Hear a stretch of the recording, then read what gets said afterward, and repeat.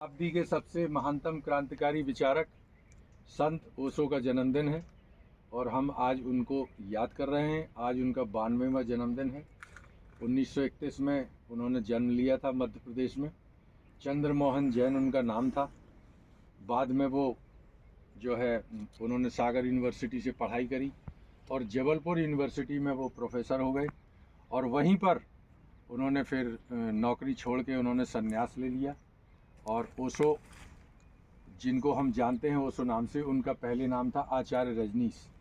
आचार्य रजनीश के तौर पर वो ध्यान शिविर चलाते थे, कुंभ के मेले में भी जाते थे, शवासन लोगों को कराते थे कि मरने के बाद क्या फील करते हैं, लेकिन उसमें ज़्यादा कामयाबी नहीं मिली।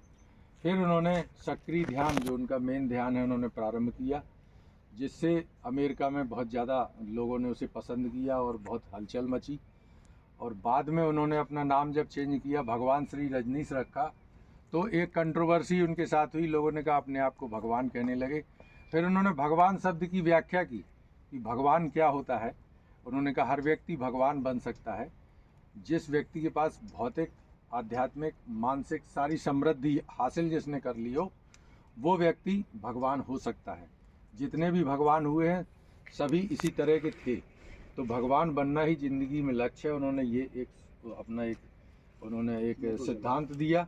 उसके बाद फिर उन्होंने अपना नाम लास्ट में ओशो रख लिया था। और वो अमेरिका में जब थे तो उन्होंने वहाँ पे एक अलग शहर बसाया था, ओरेगन एक वहाँ पे स्टेट है, वहाँ पर उन्होंने बसाया था। और वहाँ पर उनके पास जो शान और शौकत उन्होंने जीवन यापन शुरू किया, उनका ये कहना था गरीबी अभिशाप है, हर व्यक्ति को समृद्धि हासिल करनी है। और वो उसका एक उन्होंने वैभव पेश किया। उस समय जो दुनिया की सबसे महंगी गाड़ी होती थी रोल्स रॉयस, वो 90 गाड़ियाँ उनके पास हो चुकी थी। उनका मकसद था 365 करना और वो रोज़ नई गाड़ी पे चलेंगे। और वो एक काफिला लेके जो चलते थे, उससे अमेरिका की सरकार से उनका विवाद हुआ। अमेरिका की सरकार ने सोचा कि ये जो है कौन सा बंदा आ गया है, क्योंकि उनके कई चेले जो सीनेटर भी हो गए थे, संसद में उनकी आवाज़ उठने लगी थी।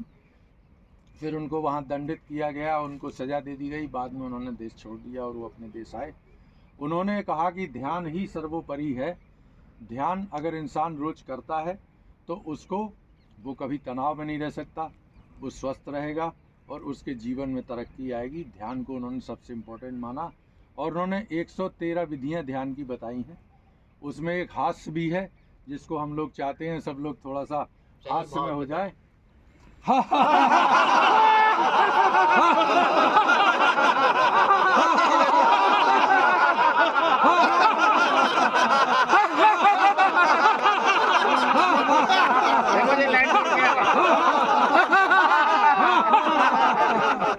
चलिए।